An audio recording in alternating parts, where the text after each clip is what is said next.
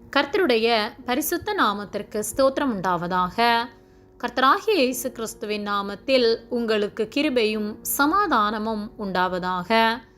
இந்த நாளுக்குரிய தியானத்திற்கான தேவ வார்த்தை ஏசாயா அதிகாரம் 59 வசனம் 12.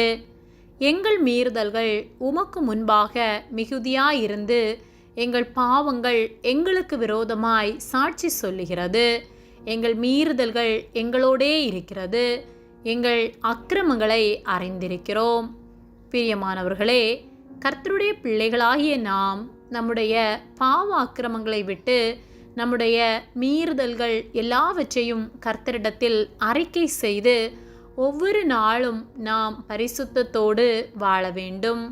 ஏசாயா 59:12 எங்கள் மீறுதல்கள் உமக்கு முன்பாக மிகுதியாயிருந்து எங்கள் பாவங்கள் எங்களுக்கு விரோதமாய் சாட்சி சொல்லுகிறது. எங்கள் மீறுதல்கள் எங்களோடே இருக்கிறது, எங்கள் அக்கிரமங்களை அறிந்திருக்கிறோம் என்று சொல்லி ஜனங்கள் தங்கள் பாவங்களை அறிக்கை செய்து கர்த்தரிடம் மனம் திரும்பினார்கள். அப்படியாகத்தான் கர்த்தருடைய பிள்ளைகளாகிய நாம் அறிந்தும் அறியாமலும் செய்கின்ற ஒவ்வொரு பாவ அக்கிரமங்களையும் கர்த்தரிடத்தில் அறிக்கையிட்டு அதை விட்டு விலகி ஒவ்வொரு நாளும் பரிசுத்தத்தோடு நாம் வாழ வேண்டும். கர்த்தருக்கு பிரியமில்லாத எந்த ஒரு காரியங்களையும் நாம் செய்யாதபடிக்கு ஜாக்கிரதையாய் இருக்க வேண்டும். நீதிமொழிகள் 28:13 தன் பாவங்களை மறைக்கிறவன் வாழ்வடைய மாட்டான், அவைகளை அறிக்கை செய்து விட்டு விடுகிறவனோ இரக்கம் பெறுவான் என்று வேத வார்த்தை சொல்லுகிறது.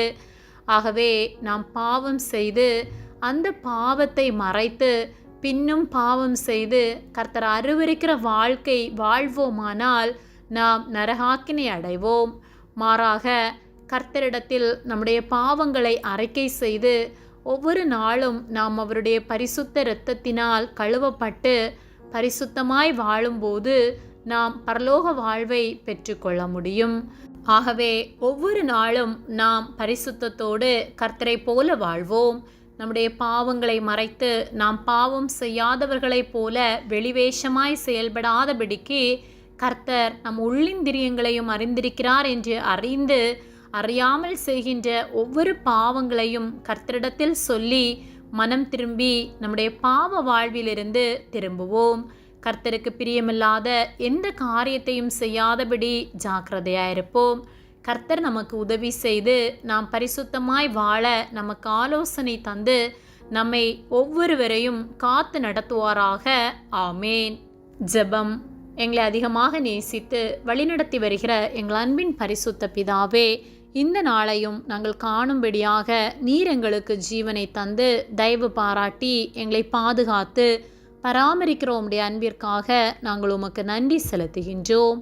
இந்த காலை வேளையிலும் உம்முடைய சத்திய வார்த்தைகளை நாங்கள் தியானிக்கும்படியாக நீர் எங்களுக்கு தந்த இந்த நேரத்திற்காக நாங்கள் உமக்கு நன்றி செலுத்துகின்றோம்.